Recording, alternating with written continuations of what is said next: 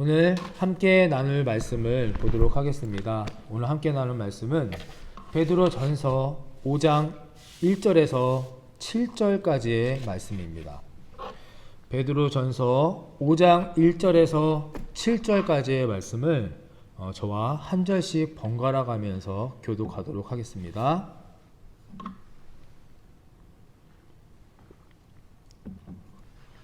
베드로전서 5장 1절입니다. 너희 중 장로들에게 권하노니 나는 함께 장로된 자요 그리스도의 고난의 증인이요 나타날 영광에 참여할 자니라. 너희 중에 있는 하나님의 양 준비를 치되 억지로 하지 말고 하나님의 뜻을 따라 자원함을 하며 서로 이익을 위하여 하지 말고 기꺼이 하며 맡은 자들에게 주장하는 자세를 하지 말고 양 무리의 본이 되라. 그리하면 목자장이 나타나실 때 시들지 아니하는 영광이 남을 얻으리라. 젊은 자들아 이와 같이 장로들에게 순종하고 다 서로 겸손으로 허리를 동이라. 하나님은 교만한 자를 대적하시되 겸손한 자들에게는 은혜를 주시느니라. 그러므로 하나님의 능하신 손 아래에서 겸손하라. 때가 되면 너희를 높이시리라. 함께 읽습니다. 너희 염려를 다 주께 맡기라. 이는 그가 너희를 돌보심이라. 아멘. 네, 오늘 말씀의 제목은 허리를 동이는 교회. 네, 허리를 동이는 교회란 제목으로 함께 말씀을 나누고자 합니다. 아동 교육 전문가로 또 아동 심리학 박사로 대한민국에서 아주 유명한 박사님이 계십니다. 바로 오은영 박사님이십니다. 이 오은영 박사님에 관한 이야기로 말씀을 시작하려고 합니다. 우리 모두는 자녀가 있고 또 자녀의 공부, 학업 문제로 상담받는 부모님들이 참 많습니다. 그런 상담받는 부모님들에게 오은영 박사님이 항상 먼저 되묻는 그런 질문이라고 합니다. 함께 같이 질문을 보겠습니다. 같이 읽어보실까요? 시작. 당신의 고등학교 2학년 2학기 중간고사 수학 점수는? 네. 학부모가 오은영 박사님에게 이렇게 묻는다 합니다. 어떻게 하면 우리가 공부를 잘할까요? 왜 우리 애는 공부를 이렇게 열심히 안 할까요? 이렇게 물어봤을 때 오은영 박사님이 가장 먼저 이렇게 되묻는다고 합니다. 당신의 고등학교 2학년 2학기 중간고사 수학 점수를 기억나십니까? 혹시 기억나시는 분이 계십니까? 네. 대부분 다 고개를 절레절레 흔드실 것입니다. 그럼 두 번째 질문을 이렇게 또 한다고 하죠. 또 읽어보겠습니다. 시작. 당신은 학창 시절 공부하며 밤새고 연필이 소스틱 한 적이 있습니까? 있으십니까? 네, 다 끄떡끄떡 하시죠. 네, 저도 공부하는 걸 좋아하지 않아서 벼락치기를 주로 했던 사람 중에 하나인데 그 전날 밤새 가면서 막 때리고 꼬집고 하면서 했던 기억이 있습니다. 이 두 가지 질문에서 무엇을 느끼십니까? 어떤 것이 떠오르십니까? 우리는 대부분은 정확한 그때의 점수를 기억하지 못합니다. 그러나 그 당시에 했던 우리의 열정과 노력은 우리 모두가 기억합니다. 점수보다 결과보다 공부했던 과정이 더 중요하고 과정을 기억한다는 것입니다. 그래서 아이들에게 나 열심히 했어, 100점 맞았어가 아니라 나는 이 시험을 위해서 열심히 살았어, 열심히 했어 라는 기억을 심어주는 것이 더 중요하다는 것이고, 그렇게 하기 위해서는 이 부모님들의 자녀 교육에 대한 기준과 중요성이 필요하다는 것입니다. 우리에게 그 부분을 일깨워주는 것입니다. 부모와 리더와 어르신들, 이 교육에 어떤 중점을 주느냐가 더 중요하다는 그런 이야기입니다. 이런 이야기가 있습니다. 문제 자녀는 없고 문제 부모만 있다. 동의하십니까? 네. 저도 아이를 키우는 입장에서 우리 애가 대체 왜 저러지? 라고 할 때마다 제 자신을 돌아보게 됩니다. 이것은 부모님들의 어르신들의 리더십이나 그 훈련 교육 과정이 얼마나 중요한가를 의미하는 그런 표현입니다. 또 대한민국에서 강아지를 잘 가장 훈련시킨다는 어떤 청년이 저하고 아주 똑같이 생겼다고 해가지고 처음에 살짝 기분이 나빴던 강형욱이라는 사람이 있습니다. 저하고 좀 닮았나요? 네, 아닌가요? 강형욱이라는 그 애견 훈련사가 똑같은 이야기를 합니다. 나쁜 개는 없다. 다만 나쁜 견주만 있을 뿐이다. 같은 의미의 맥락입니다. 마찬가지로 주인, 어른, 부모, 교사의 중요성에 대해서 우리에게 말해주고 있는 것입니다. 왜 제가 시작에 이런 이야기를 하느냐? 우리 교회도 마찬가지란 이야기입니다. 교회 어른들, 또 리더십이 되는 그런 역할을 하시는 분들이 어떻게 교회를 이끌어 나가는가에 따라 교회의 색깔과 교회의 건강함이 드러나게 됩니다. 오늘 베드로는 이들에게, 리더십들에게, 어른들에게, 장로들에게 그것에 대해 전하고 있는 것입니다. 말씀의 제목처럼 허리를 동이는 교회, 연합하는 교회, 반석이 튼튼한 교회, 이 허리는 동이는 교회가 되려면 무엇을 어떻게 해야 하는지에 대해 함께 오늘 말씀을 통해 나눠보고자 합니다. 자, 첫째, 허리를 동이는 교회가 되려면 크게 읽어주시기 바랍니다. 시작! 나를 먼저 알려야 합니다. 네. 허리를 동이는 교회가 되려면 나를 먼저 알려야 합니다. 요즘의 시대는 개인주의 시대입니다. 언택트 시대입니다. 코로나 때문에 이것이 더 심해졌습니다. 그런데 안타깝게도 젊은 층들은 인스타그램이나 페이스북이나 SNS상에서는 유명해지기 위해서, 자기를 드러내기 위해서 남들이 불특정 다수의 세상적으로 알아달라고 그렇게 밖에서는 자신을 드러내려고 노력하지만 특이하게도, 이상하게도, 안타깝게도 교회 안에서만큼은 움츠러들고 자신을 드러내려고 하지 않습니다. 성도들은, 어른들은 어떻습니까? 개척교회, 미자립교회 다니려고 하지 않습니다. 다 대형교회, 메가처치를 가려고 합니다. 왜 그렇습니까? 내가 드리고 싶은 예배 드리고, 내가 하고 싶은 활동하고, 헌금을 얼마나 하는지, 내가 얼마나 봉사하는, 이런 것들에 대한 터치를 전혀 받지 않기 때문입니다. 그냥 담임 목사님이 축도하기 전에 성전문을 나오면 되기 때문입니다. 교회에서 보는 모습과 SNS상에서, 인터넷에서 보는 모습이 너무 차이가 나서 가끔씩 놀라는 경우들이 있습니다. 안타까운, 또 슬픈 현실입니다.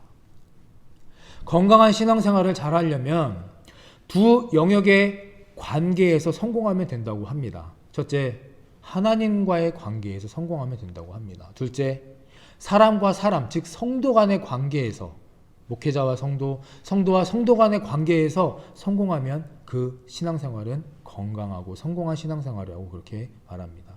한쪽만 치중하게 된다면 절대 건강한 신앙생활을 영위할 수가 없다는 것입니다. 그렇기 때문에 나를 알리는데 인색하면 안 된다는 것입니다. 나를 먼저 알려야 상대방도 나를 알 것입니다. 내가 내 자신의 벽을 치고 내가 스스로 움츠러들고 내가 좋은 것만 하려고 한다면 상대방에 대해서 절대 알 수가 없습니다. 베드로는 오늘 5장 1절의 말씀에서 교회 장로된 자들에게, 리더십들에게 이런저런 여러 가지 권고의 말씀을 하기 전에 가장 먼저 자신을 소개하는 모습을 볼 수 있습니다. 1절의 말씀입니다. 제가 읽습니다. 너희 중 장로들에게 권하노니 나는 함께 장로된 자요, 그리스도의 고난의 증인이요 나타날 영광에 참여할 자니라. 이것이 바로 베드로가 고린도 교회에 가장 먼저 자신을 소개했던 세 가지입니다. 나는 함께 장로된 자다. 나만 장로가 아니라는 것입니다. 나만 리더가 아니고 나만 선지자가 아니라 나만 목사가 아니라는 것입니다. 누가? 함께. 당신도 리더고 성도들도 리더고 장로도 리더고 우리는 주 안에서 다 동일한 리더임을 강조합니다. 선교사님들과 이런저런 이야기를 하다가 참 안타까운 이야기를 들을 때가 있습니다. 선교지에 많은 기관, 단체, 교회들이 세워지는데 가장 큰 문제가 한순간에 그 조직이, 공동체가 무너질 때가 언제냐? 선교사 한 분이 그 교회와 조직을 모든 일을 다 감당하다가 갑자기 돌아가시거나 갑자기 무슨 일이 있어서 떠나시게 되는 경우에 자연스럽게 그 선교지와 공동체와 교회가 무너지게 된다는 것입니다. 왜냐? 혼자서 모든 것을 다 했기 때문에. 건강한 리더십과 동역자들을 세우는데 힘써야만, 그래서 어떤 일이 생겨도 흔들리지 않고 하나님께 예배하고 하나님께 찬양하고 함께 관계할 수 있는 영광 돌리는 교회, 이것이 바로 진정한 건강한 교회라는 것입니다. 그래서 베드로 사도는 우리 모두가 함께 장로된 자다라고 소개하고 있는 것입니다. 또 베드로는 고난의 증인이다라고 자신을 소개합니다. 우리는 뭐 부활의 증인입니다. 예수 그리스도의 증인, 산 증인입니다. 이런 표현은 참 많이 해왔습니다.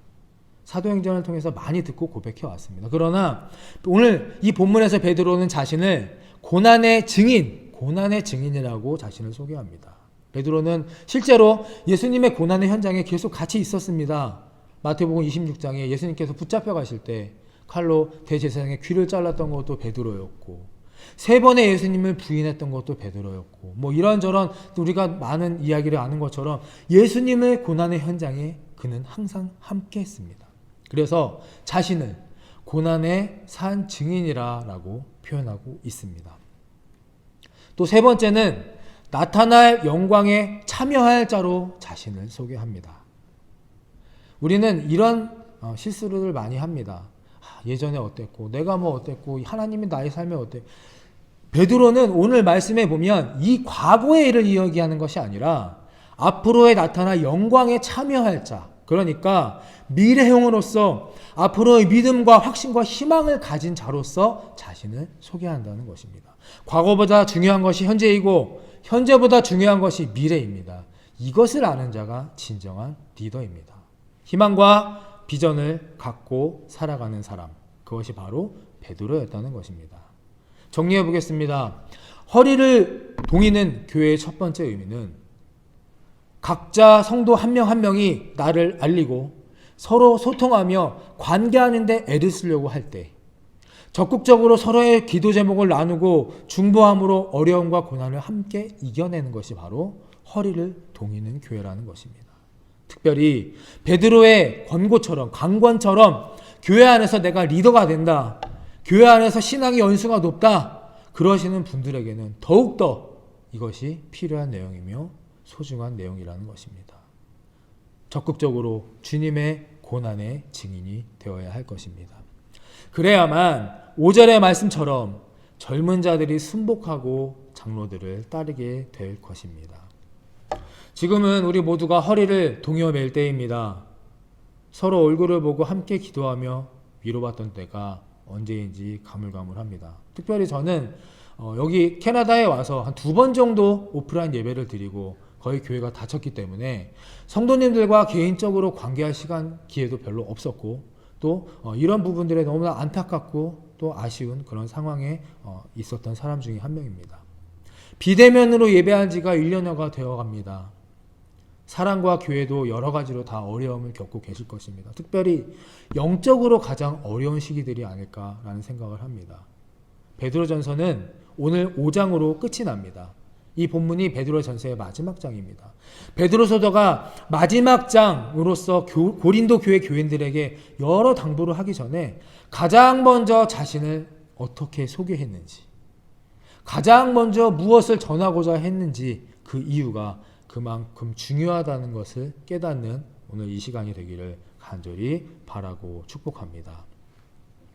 2번째입니다. 허리를 동이는 교회가 되려면 같이 있습니다. 시작. 예수님을 사랑해야 합니다. 허리를 동이는 교회가 되려면 2번째는 예수님을 진정으로 사랑해야 합니다. 요한복음 21장 15절 17절의 내용입니다.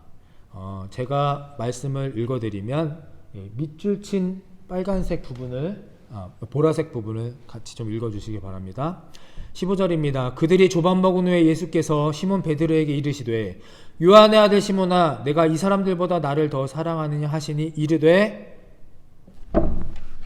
주님 그러하나이다.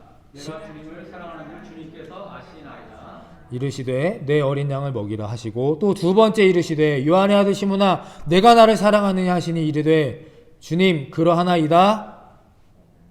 네, 사랑하는 줄 주님께서 아시나이다.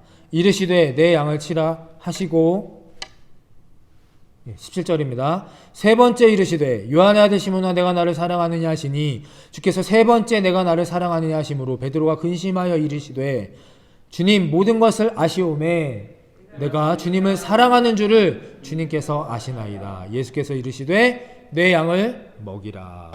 아멘. 예수님께서 십자가에 달려서 부활하신 후에 예수님을 3번이나 부인했던 자신의 못난 모습으로 베드로는 의기소침하고 스스로 자신에게 실망해하고 있었습니다. 어떻게 했습니까? 다시 어부의 삶으로 돌아갔습니다. 디베랴 바다에서 다시 어부로 돌아가서 힘없이 실망하며 낭망하며 고기를 잡던 베드로에게 부활하신 예수님께서 다시 나타나십니다. 그리고 직접 손수 생선을 구워주시며 아침 조반을 같이 드시며 베드로에게 이렇게 말씀하십니다. 너 왜 예전에 3번이나 나를 부인했어? 왜 3번이나 나를 배반하고 모른 척했어? 라고 물어보신 것이 아니라 뭐라고 물어보십니까? 요한의 아들 시몬아, 내가 나를 사랑하느냐? 요한의 아들 시몬아, 내가 나를 사랑하느냐? 내가 진정 나를 사랑하느냐? 3번에 걸쳐서 베드로에게 질문을 던지십니다.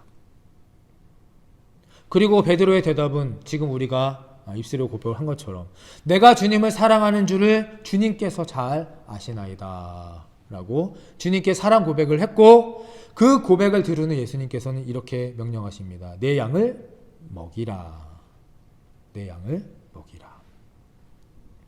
이 장면은 예수님의 존재를 3번 부인한 후에 예수님의 사랑을 3번 다시 재차 확인한 그 베드로의 마음속의 응어리, 트라우마가 치유되는 감격적인 장면의 모습입니다. 그리고 목양에 가장 필요한 것은 바로 예수님을 사랑하는 그 마음이라는 것입니다.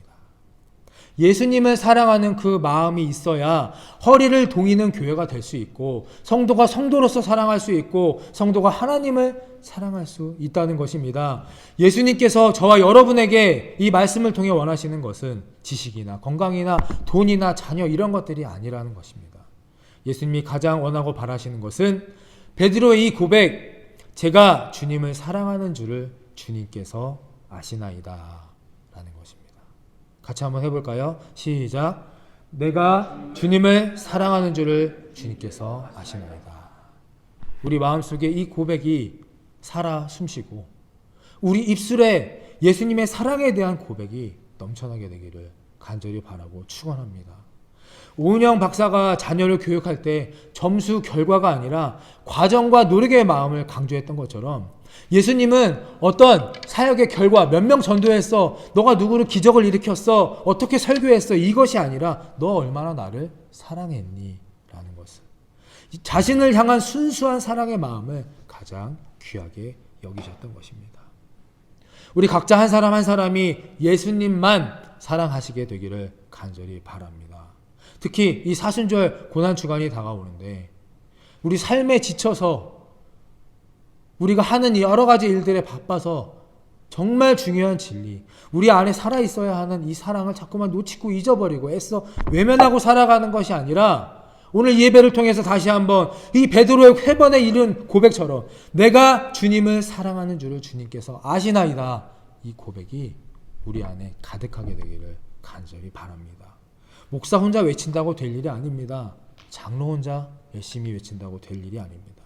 우리 각자 개개인 모두가 지금보다 더 예수님을 사랑하고 그렇게 살아갈 때 이 코로나의 위기 속에서, 숨어있는 문제들 속에서, 미래에 대한 걱정들 속에서 우리 좋은 교회, 우리 가정, 우리가 속해 있는 모든 것들에 아무런 나쁜 영향을 주지 않게 될 것입니다. 할렐루야.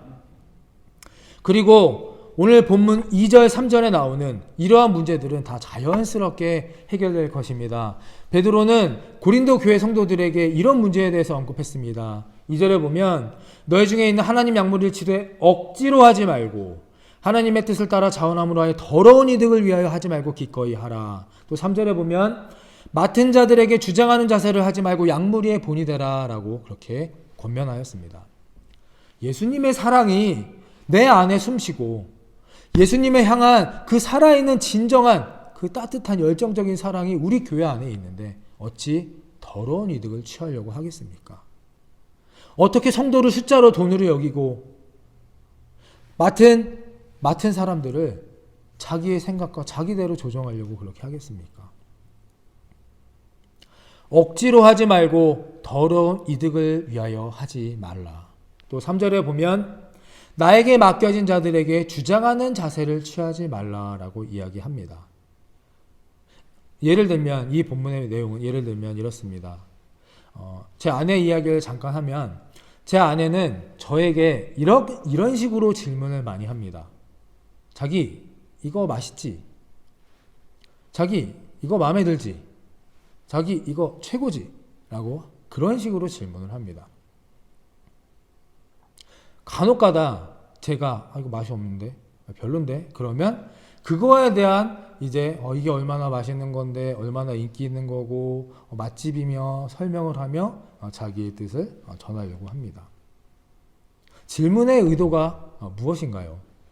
고신혁에게 의견을 묻는 건가요? 자신의 의견을 동의하고 합리화시키는 걸까요? 그래서 보다 못해 참다 못해 결혼 10년 만입니다. 얼마 전에 제가 아내에게 이야기했습니다. 그렇게 질문하지 말라고. 네. 그것은 질문이 아니라 동의를 구하는 거고 강요하는 거다. 그랬더니 자기는 그런 의도가 아니었다. 너무나 좋은 거고 맛있는 거기 때문에 함께 하고 싶었기 때문에 그렇게 했던 거다라고 하면서 오해를 풀고 지금은 10년 이후에 지금은 그렇게 질문하지 않습니다. 이거 어때? 라고 그렇게 물어봅니다. 좋아 안 좋아가 아니라 저의 의견을 묻기를 시작했습니다.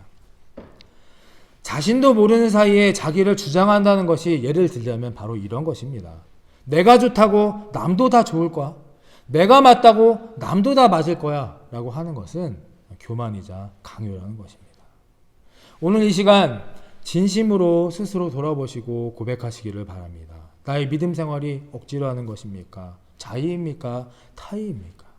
아니면 또 어떤 이득과 내 주장, 나를 관철시키기 위해서 하는 것인지에 대해서 오늘 한번 깊이 묵상해 보시기를 바랍니다. 저와 여러분 우리 모두에게는 이 베드로의 오늘 예수님에 대한 질문의 3번의 고백이 진심을 다한 고백이 진정으로 필요한 때가 아닌가 생각합니다. 내가 주님을 사랑하는 줄을 주님께서 아시나이다. 자, 3번째입니다. 허리를 동이는 교회가 되려면 시작. 허리를 숙여야 합니다. 허리를 숙여야 합니다. 성경에서 허리라는 단어를 몇 번 정도 혹시 보신 기억이 있으십니까? 78번이 등장합니다. 허리. 네, 78번. 꽤 많이 등장합니다. 그리고 성경에서 허리가 의미하는 것을 알아보면 제가 앞에 적어놨던 것처럼 정말 여러 가지 의미가 있습니다. 시간 관계에서 제가 다 말씀드릴 수는 없지만 신분을 의미합니다. 칼을 차면 군인이 될 것이고 십자가를 차면 대제사장이 될 것이고 목수일을 할 때 차면 목수가 될 것이고 내가 허리에 무엇을 두르느냐에 따라 신분을 나타내기도 합니다. 그리고 육체적인 힘의 원천으로 허리를 나타내기도 합니다. 그래서 창세기에 보면 35장 11절에 보면 왕들이 허리에서 나왔다. 육체적인 이런 허리의 표현을 하기도 합니다. 징계의 표현을 쓰기도 합니다. 시편 38편 7절에 보면 허리를 꺾다. 하나님께서 허리를 꺾으셨다. 이런 표현으로 나오게 됩니다. 여러 가지 의미로 허리가 쓰여집니다. 그리고 그냥 신체적, 육체적인 의미를 봤을 땐 머리, 다리를 이어주는 중심부, 코어 역할을 합니다. 허리가 아픈 사람은 아시겠지만 아무것도 할 수가 없습니다. 허리는 정말 중요하고 항상 관리해야 하는 육체적으로 영적으로 정말 중요한 부분이라는 것입니다. 그래서 베드로 사도는 이 허리에 대해서 오늘 말씀을 통해 이렇게 말합니다. 함께 읽어보시겠습니다. 자, 시작. 젊은 자들아 이와 같이 장로들에게 순종하고 겸손으로 허리를 동이라. 하나님은 교만한 자를 대적하시되 겸손한 자들에게는 은혜를 주시느니라. 아멘. 오늘 베드로 사도는 하나님 앞에서 사람 앞에서 심지어는 자연 앞에서 모든 것 앞에서 겸손을 허리를 동여라 숙여라 라고 이야기하고 있습니다. 교만 정말 무서운 죄입니다.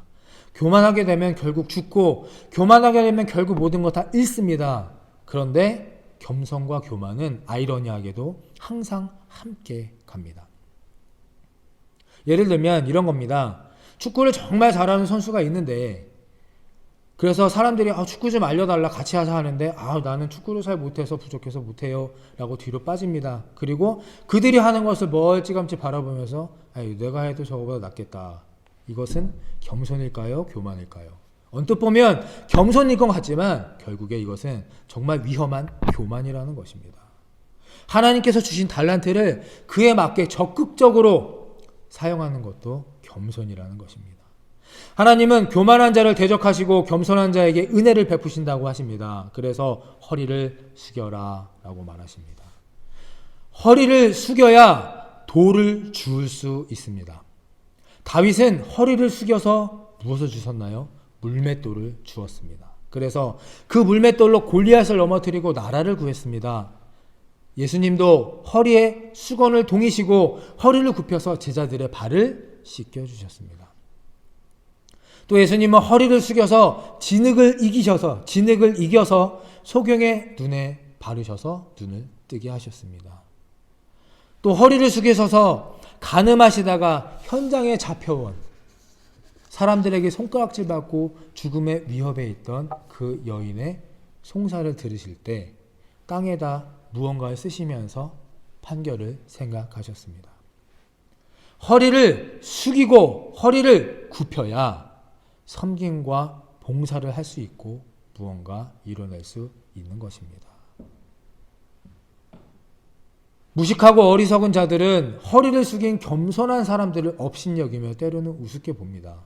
세상적으로 보면 고난도 당하고 억울함도 당하는 것처럼 보이기도 합니다. 그러나 베드로가 겸손한 삶을 버티면서 오늘 본문의 7절의 말씀처럼 모든 염려를 다 주께 맡기라 하며 살 수 있었던 이유, 바로 4절의 말씀처럼 목자장이 나타나실 때 시들지 않은 영광의 관을 얻으리라. 할렐루야.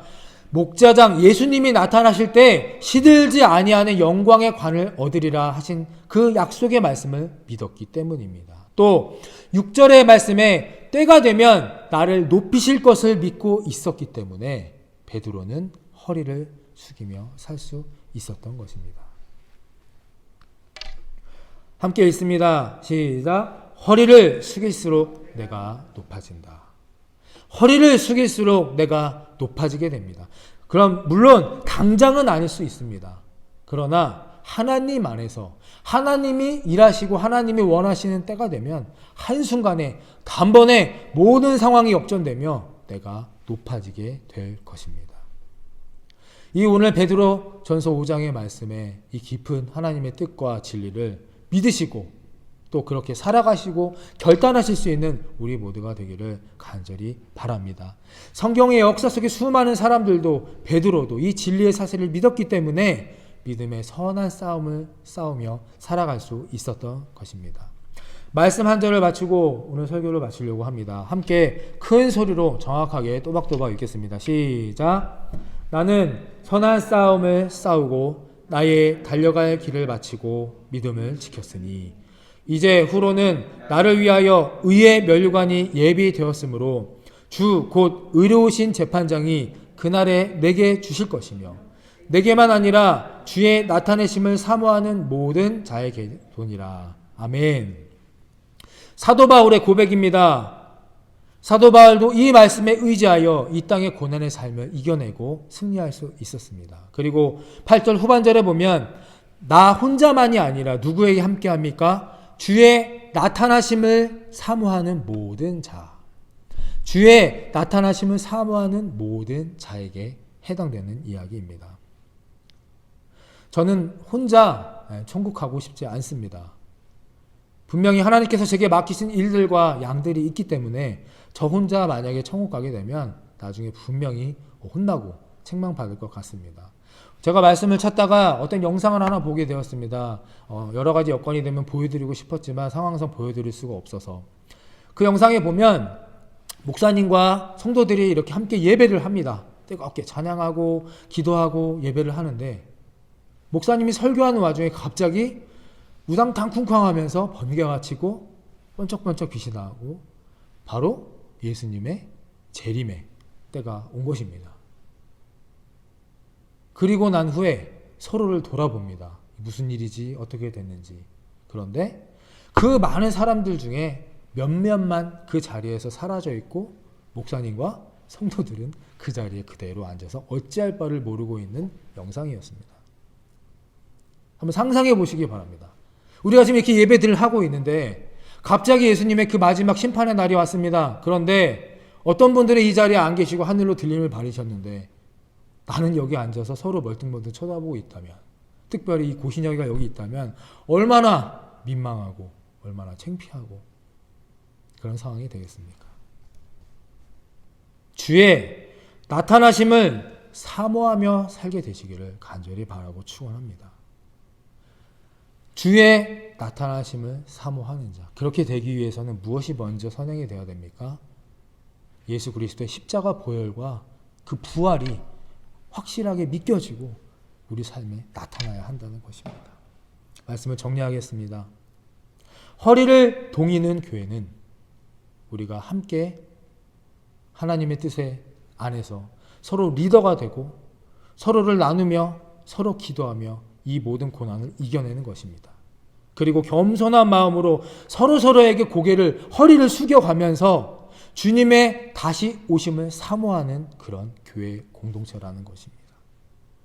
그렇게 우리 좋은 교회 한 사람 한 사람이 변화되고 우리 좋은 교회가 허리를 동여매는 공동체로 더욱더 발전하고 변해나갈 때 이 마지막 날 저와 여러분의 머리에는 영광의 승리의 관이 쓰여질 것이고 우리 모두가 그곳에서 주님과 함께 그 기쁨의 날을 맞이하게 될 것입니다. 이를 위해 함께 애쓰시고 또 노력하시고 기도하실 수 있는 우리 모두가 되시기를 다시 한번 간절히 예수 그리스도의 이름으로 바라고 축원합니다.